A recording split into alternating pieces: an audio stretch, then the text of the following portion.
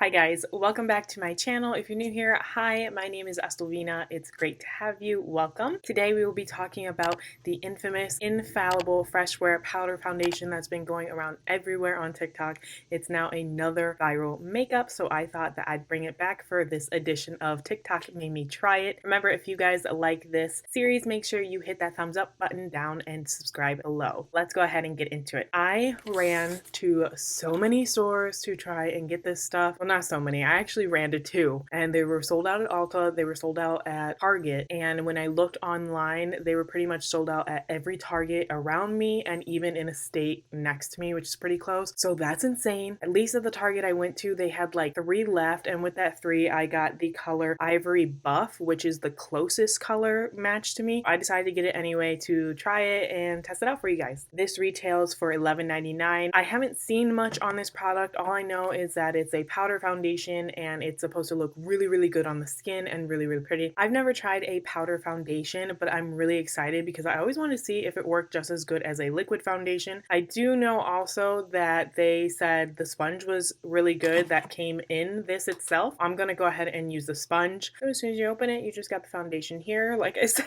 that it's not the best color match, but that's all I had. And then under, ooh, you get a nice little mirror. That's so cute. This is great for on the go and touch-ups. I love that. Before I do anything, I'm gonna zoom you guys in closer and we're gonna start off with priming my face. The primer I always use is Hard Candy Pore Defense Primer. So I'm gonna add that to my nose. So usually right after that, I like to go in with a powder because I feel like that just makes the foundation turn out a lot more pretty and flawless. I'm not sure if I want to do it this time. I think I might do half the face with a powder kind of foundation first step, and then the other half I'm just going to leave it with the primer and see how the powder foundation works for itself. Does that make sense? I'm going to be using my Super Stay Better Skin translucent powder. I'm going to do this side of the face. I like doing this step because it gets rid of a lot of the oil that I already have on my face and less shiny to make the foundation more matte. Even if I have a matte foundation, my oil likes to seep through. Let's go in with the foundation. Just gonna rub. Powder foundation is just so weird. Like, it looks like it comes out liquid. I'm gonna use the mirror because it's a really great mirror. Like, look how we can see my brush set. We'll do the one swipe thing everyone's doing. Ooh. It's not bad. You can definitely see a color difference. It almost reminds me of just the press cushion foundation. Let me see if it'll cover this right here.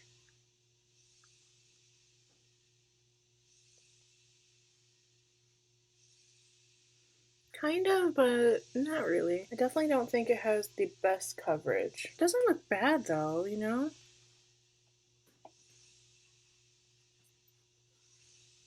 I feel like it does sit on the skin really pretty.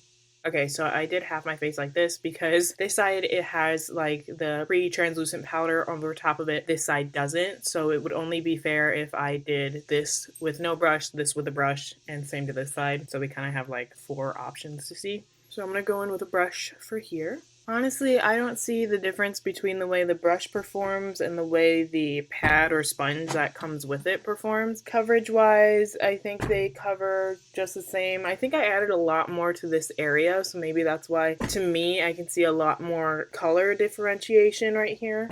It looks nice, though. See, it doesn't look bad over the skin. Let's try this side.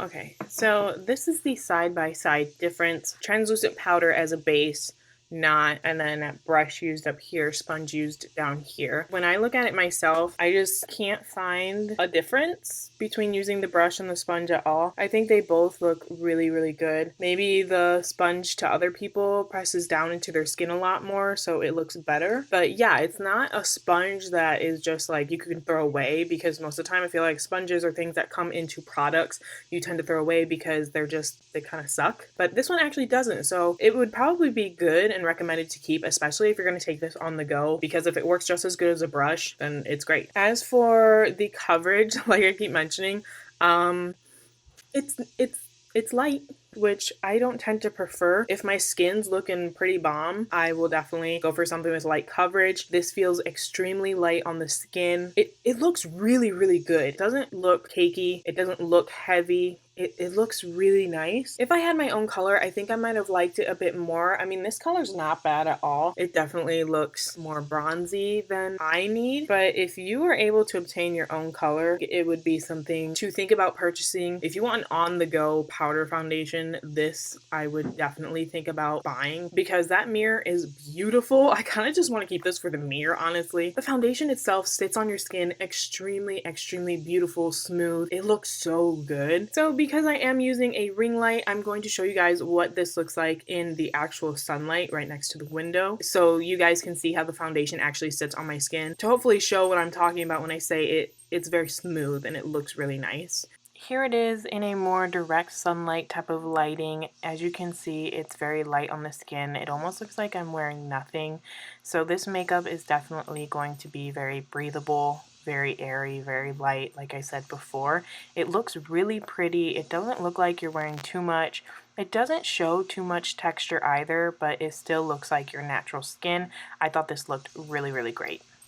For my first time trying a powder foundation, it did have kind of a lot of kickback when I used the brush, so I would definitely recommend using a sponge. But I feel like it did pretty good. It's really, really pretty on the skin. I wish you guys could see it more in person. I do have to say, I feel like this gives an airbrush finish. I just looked in my other mirror and it's beautiful. I can see why people like it. I know you're gonna hate me, but because of what I saw in the mirror, I just had to try again. And you know what I think it is? I think seeing other people just do the swipe method, it didn't work. I think what a better method is to grab that powder foundation and pat it onto your skin and kind of spread it out like that. The swiping motion is not good for the coverage. I hope you can see that this was covered a bit more and it did build up a little bit, but not too much. It still looks pretty good. You can tell now that there's a bit more of like a foundation on your skin. You can tell you're wearing makeup obviously a bit more now that you added a few layers. I said I didn't want to do my makeup, but now I'm gonna go do my makeup. This is a hard review. I feel like I'm kind of torn. It's really pretty. It's light. It's airy. It was easy to put on, and because I did the tapping motions, it kind of built up a lot better. It still stayed relatively super smooth. The only thing that I don't like about it is that the coverage is not fully there. I'm actually going to do the rest of my makeup, at least base makeup, to see how this looks with that. Say hi to Kilo in the back. I just finished my makeup and I feel like it looks pretty good. The only thing I will mention is that because I believe it's a powder foundation, it kind of makes, if you have any dry patches, drier and kind of flaky or something like that, because I tend to kind of have that around my mouth because it's dry around there or around my nose. So it will kind of enhance that if you have it or don't moisturize, I guess more so than necessary. It really is like a really pretty foundation. And like I said, if you build it up, it'll look good. I think if you still have pores, you can still kind of see your pores because it's not the highest coverage. I'm now kind of convinced to kind of buy it and keep it. Once my color definitely is available, or maybe I can order it online, I will retry this for myself. But so far, I think you should give it a chance. I think you should definitely try it. Am I going to guarantee you that it's the most amazing foundation ever? Absolutely not. I don't believe that. It is a pretty good foundation, and I think it's something that you should definitely take into consideration and possibly try. As I mentioned before, I will show you guys what this looks like in the actual sunlight so we can see all the texture and stuff that's on the skin, so it's not just, clouded by a ring light. I think those are my final thoughts on this foundation. Do I like it? I think so. Do I think it's worth a try or looking into? I think so as well. You guys know what I said about it's light to medium coverage. I think you can build it up. Make sure to use tapping motions. I don't believe a brush is going to do it. I definitely think you need the sponge or maybe a beauty blender and tap it into your skin to blend it out that way, not rubbing wise. I think it sits really, really pretty on the skin. I believe that. And it looks really, really nice. So let's go ahead and check out what it looks like in the daylight.